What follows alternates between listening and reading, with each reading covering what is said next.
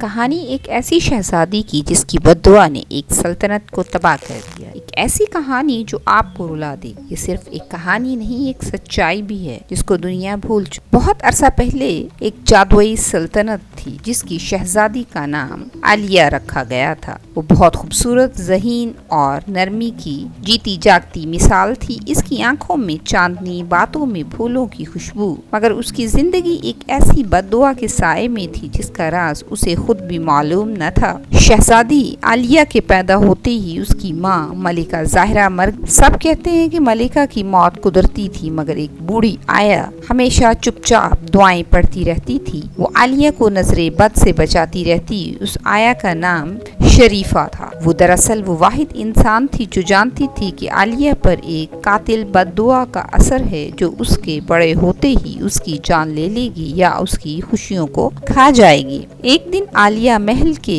جنگلات میں سیر کر رہی تھی کہ اچانک ایک زخم خوردہ نوجوان عراف اسے نیم بے ہوشی کی حالت میں ملا۔ عالیہ اسے محل میں لے آئی اور وہاں سے اس کی کہانی کا آغاز ہوتا ہے۔ عراف بظاہر ایک عام مسافر تھا، مگر دراصل وہ ایک بھٹکی ہوئی سلطنت کا شہزادہ تھا جو اپنی ماں کے قاتل کو ڈھونڈ رہا تھا، اور وہ قاتل عالیہ کے والد تھے۔ اور یہیں سے اس کی بددعا کے اثرات کی کنجی کھلنے لگی، اور تبھی بددعا کی حقیقت کھلی اور شریفہ نے یہ سچ عالیہ کو بتایا کہ تمہارے والد نے کیسے طاقت کے نشے میں عراف کی والدہ کو قتل کیا اور ان کی سلطنت پر قبضہ کر لیا، اور اس کی ماں نے مرتے وقت اس کو بددعا دی تھی کہ تمہاری اولاد بھی کبھی خوش نہیں رہے گی، اور وہ اسی بددعا کے اثر میں ہے۔ عالیہ کے دل میں عراف کے لیے جذبات پیدا ہو چکے تھے، مگر وہ خاموش رہی۔ اس نے فیصلہ کیا کہ وہ اپنے دل کو دفن کر دے گی تاکہ عراف کی جان بچ سکے، کیونکہ بددعا میں یہی ہے